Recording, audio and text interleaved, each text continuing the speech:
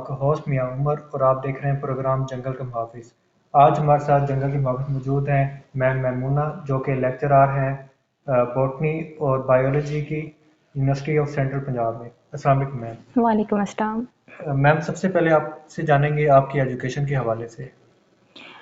ऐसा है कि बेसिकली मेरा ताल्लुक यजमान से है। तो मैट्रिकुलेशन मैंने वाईपीएस से, उसके बाद एफएससी मैंने मून सिस्टम ऑफ एजुकेशन से किया और bachelor satellite town degree college Bahawalpur से, सादिक उमर यूनिवर्सिटी बहावलपुर से एमएससी बॉटनी और एमफिल मेरा इस्लामिया यूनिवर्सिटी ऑफ बहावलपुर से। तो आपने ये बॉटनी की फील्ड चूज़ की, तो ये बाय चॉइस आप आई या फिर बाय चांस आप आ गई? अ, कहना चाहिए कि बाय चांस, क्योंकि ऑनेस्टली स्पीकिंग क्योंकि मैं मेरा इंटरेस्ट बायोलॉजी में था और बायोलॉजी की दोनों फील्ड्स में से जूलॉजी और बॉटनी को अगर मैं चूज़ करती तो मैं शायद, अगर मुझे चॉइस मिलती तो मैं जूलॉजी को चूज़ करती। लेकिन फिर बाय चांस बॉटनी पढ़ना था तो बॉटनी में एडमिशन हुआ और फिर लगा कि नहीं, जो अल्लाह की तरफ से हो गया वो ज़्यादा अच्छा था। क्या आपको याद है कि आपने अपनी ज़िंदगी में पहला पौधा कब लगाया था? हाँ हाँ, इससे पहले मैं ये कहना चाहूँगी कि ऐसे उम्र के हम, हमारी जो बहैसियत कौम या बहैसियत नेशन, हम इतने ढीठ लोग हैं कि जब तक कोई चीज़ हमारे लिए थ्रेट, सिर्फ थ्रेट होती है तो हम उसे थ्रेट ही समझते हैं। छोटे होते थे, और ये बहुत कुछ पुरानी बात नहीं है, इससे पिछले एरा की बात अगर हम करें, डिकेड की बात करें, तो पाक स्टडीज, सोशल स्टडीज में सिर्फ ये पढ़ने को मिलता था कि एक वक्त आएगा ज़मीन के नीचे साफ पानी ख़त्म हो जाएगा, उसके बाद जो भी पानी हमें इस्तेमाल करना होगा या ख़ास तौर पे पीना होगा वो उसे हमें ख़रीदना पड़ेगा। तब ये लगता था ये वक्त तो शायद जब आएगा तो हम नहीं होंगे, लेकिन अब वो वक्त भी आ गया और हम भी यहाँ मौजूद हैं। अब हम पानी खरीद के पीते हैं। सेम इसी तरह से डिफॉरेस्टेशन के बारे में सुनते थे कि एक वक्त आएगा जंगल खत्म हो जाएंगे, अब तेजी से आबादी बढ़ रही है जिसके नतीजे में डिफॉरेस्टेशन हो रही है और वट एवर, ये तमाम चीजें। लेकिन तब ये सिर्फ थ्रेट्स थे।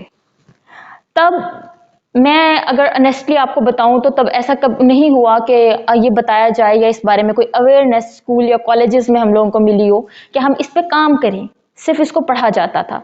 लेकिन जब मैंने ग्रेजुएशन किया तो मेरी बॉटनी की लेक्चरर थी मैडम मदीहा, उनका फुल नेम मैं भूल गई हूँ। उन्होंने हमें आपको भी मैंने जैसे स्केच बुक वगैरह और कलेक्शन वगैरह कराई, इसी तरह से किया। तब जिंदगी में पहली बार पता चला कि ग्रेजुएशन में एक अच्छी खासी एज होती है और आपका एक अच्छा खासा एक्सपोजर हो गया होता है दुनिया के साथ। लेकिन मुझे जो मौका मिला वो, मतलब उससे पहले शायद एक आध पौधा कभी लगाया होगा, वो मेरे माइंड में नहीं है, लेकिन तब मैंने तकरीबन 47 स्पीशीज ग्रो कराई थी सेटलर टाउन डिग्री कॉलेज में। और मजे की बात यह है कि मेरे कॉलेज में जैसे ही आप गेट से एंटर हो तो सबसे पहला श्री का एक पौधा लगा हुआ है, वो मेरे अपने हाथ का, और अब वो पूरा दरख्त बन गया है। और यकीन करें कि उसको देख के वाकई में मतलब खुशी होती है कि कोई काम किया है। माशाल्लाह। बॉटनी में आने के बाद आपने क्या कुछ नया सीखा है? बॉटनी में आने के बाद अगर आप प्लांटेशन के पॉइंट ऑफ व्यू से पूछ रहे हैं तो प्लांटेशन पॉइंट ऑफ व्यू से अब यह है कि इस प्रेजेंट एरा में फिर भी अवेयरनेस मौजूद है हम लोगों के पास। बहुत हद तक अगर हम प्लांटेशन एक्टिविटीज करना चाहें तो मतलब आपके पास एक प्लेटफॉर्म मौजूद है, आप उसको कैरी कर सकते हैं। मैं नहीं कहती कि मैंने बहुत सारी प्लांटेशन एक्टिविटीज की हैं, मौका ही नहीं मिला। फिर आपको पता है कि हमारा जो प्रैक्टिकल लाइफ में आने के बाद और इतनी सारी मसरूफियात हो जाती हैं कि आप इन चीज़ों को मतलब ये बिहाइंड द सीन चली जाती हैं, आप कह सकते हैं। लेकिन फिर उसके बावजूद भी शौक है और इंशाल्लाह इन फ्यूचर आप लोगों के साथ मिलकर इस चीज़ को कैरी करूंगी और किया भी है। बस। आपको कौन सा पौधा ज़ाती तौर पर पसंद है? मुझे मीलिया एज अ डायरिकंड का नीम और बकाइन दोनों बहुत पसंद हैं। और इसके अलावा अगर मैं कहूँ तो मुझे शीशम का दरख्त बहुत पसंद है क्योंकि वो घर पे लगा हुआ था। फिर एक ज़ाती तौर पे ये होता है कि हाँ, ये दरख्त हमारे घर लगा हुआ है, इस वजह से मुझे ये तीन दरख्त बहुत अच्छे लगते हैं, लेकिन बकाइन सबसे ज़्यादा अच्छा लगता है। आपने बॉटनी भी की है, आपके पास माशाल्लाह से काफ़ी नॉलेज भी होगा। आपसे जानेंगे सफ़ेदे के बारे में, क्या सफ़ेदा वाकई में इन्वायरमेंटल फ्रेंडली प्लांट है या नहीं है? इसके बारे में बहुत सारे, मतलब बहुत शुरू से जब इसके बारे में बहुत सारी बातों का पता नहीं था, तब भी ऐसा हुआ कि इसके बारे में बहुत कुछ सुनने को मिला। तो ये तो बात सच्ची है कि ये वाकई आपके वाटर टेबल को बहुत लो कर देता है, ठीक है। अगर इस पॉइंट ऑफ व्यू से देखें तो जो आज तक, मतलब मेरी इस पे कोई खुद की कोई रिसर्च नहीं है, नॉट माई पर्सनल रिसर्च, लेकिन अगर मैं इस पे कोई कमेंट करना चाहूँ तो वो कमेंट, बल्कि आपने मेरी इस तरफ तवज्जो दिलाई तो मेरा जहन इधर गया, ये सिर्फ सुनी सुनाई बात है। और मतलब और जिस हद तक मैंने स्टडी किया, स्टडी के पॉइंट ऑफ व्यू से मैं आपको ये बताऊंगी कि हाँ, वाटर टेबल को ये लो कर देता है। उस हवाले से उन इलाकों में जहाँ पे हमें पानी का टेबल ऑलरेडी लो है, वहां पे हम इसको ग्रो करने से बाज ही रहे तो बेहतर है। वरना मेरी कोई इस पर पर्सनल रिसर्च नहीं है, इस टाइम सॉरी बहुत ज़्यादा नहीं बोल सकती। घर में और किस किस को पौधों का शौक है? अब्बू अब्बू को बहुत शौक था। वो सीनियर हेडमास्टर हाई स्कूल थे और वो बहुत प्लांटेशन की एक्टिविटीज़ कराते होते थे। और बल्कि ये जो मैं आपको बकाइन के दरख्त की तारीफ़ें कर रही हूँ, घर में बकाइन का दरख्त भी लगा हुआ था, वो अब्बू ने खुद लगाया था। और फिर आपने देखा होगा उसमें वही वो सफ़ेद और पर्पल कलर के फूल लगते हैं, और उन दिनों में वो बड़ा खूबसूरत सा एक मंजर पेश कर रहा होता है। तो अब्बू शाम में, हम लोग शाम की चाय बाहर बैठ के पीते थे उधर लॉन में, तो अब्बू इतनी तारीफ़ें करते थे उसकी, इतनी तारीफ़ें, देखो ये कितना अच्छा लग रहा है, मतलब बंदे का की तवज्जो नहीं भी जानी तो जाएगी। इसके अलावा जाहिर सी बात है वो हेडमास्टर थे, उनको स्कूल की प्लांटेशन के हवाले से चीज़ों को करना था कैरी, तो मतलब अगर किसी को पौधे लगाते देखा अपनी आंखों के सामने तो वो अब्बू ही थे, और अगर पौधों से मोहब्बत करते देखा तो वो तो सिर्फ और सिर्फ वो थे। मैं खुद प्लांटेशन एक्टिविटीज़ कर लेती हूँ, लेकिन मैं ये नहीं कहती कि मुझे पौधों से उतनी मोहब्बत है जितनी मोहब्बत उन्हें थी। इंसान के लिए पौधे कितने ज़रूरी हैं? इंसान के सर्वाइवल के लिए पौधे ही तो सबसे पहले ज़रूरी हैं।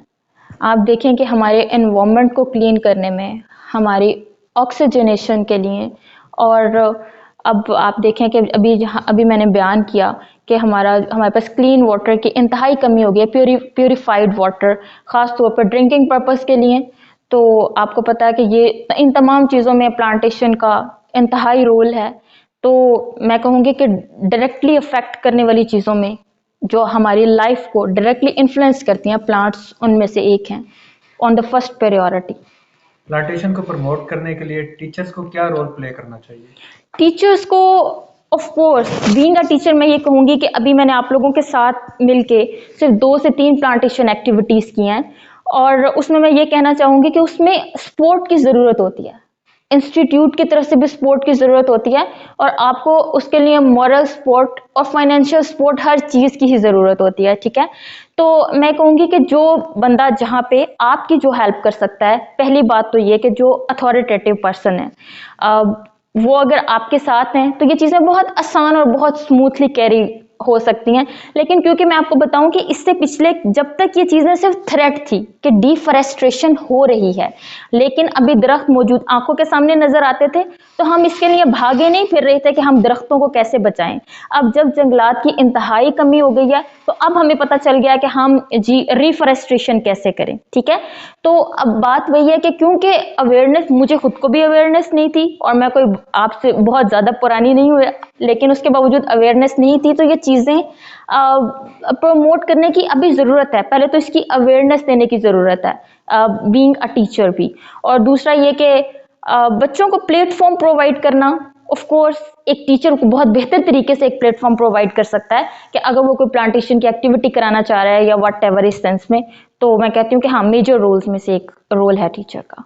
हमने इकट्ठे मिलकर काफ़ी सारी प्लांटेशन एक्टिविटीज़ की हैं, तो आपको प्लांटेशन एक्टिविटीज़ में पार्टिसिपेट करके कैसा महसूस हुआ? बहुत अच्छा, क्योंकि मैंने जो प्लांटेशन एक्टिविटीज़ की हैं आप लोगों के साथ, अगर मैं कहूँ कि उससे पहले जस्ट एक ही प्लांटेशन एक्टिविटी थी जो कि मैंने 2015 में, जब मैं ग्रेजुएशन कर रही थी, मैंने तब की थी, और तब मैंने खुद अपने हाथों से तकरीबन 40 to 45 स्पीशीज़ प्लांट्स की ग्रो की थी। लेकिन वहाँ पे इंतहाई सेलाइन सॉर्डिक सॉइल थी, तो उसमें से 2-3 प्लांट्स की स्पीशीज़ एमर्ज आउट हुई थी और वो सर्वाइव कर सकी थी। लेकिन उसके बाद बस ये तमाम चीज़ें आपको पता है कि प्रायोरिटी पे नहीं रही, फिर स्टडीज़, फिर आउट ऑफ सिटी से आके यहाँ पे पढ़ना, फिर साथ जॉब को कैरी करना, तो ये चीज़ें बहुत पीछे चली गई थी, मेरा माइंड भी नहीं गया इस तरफ।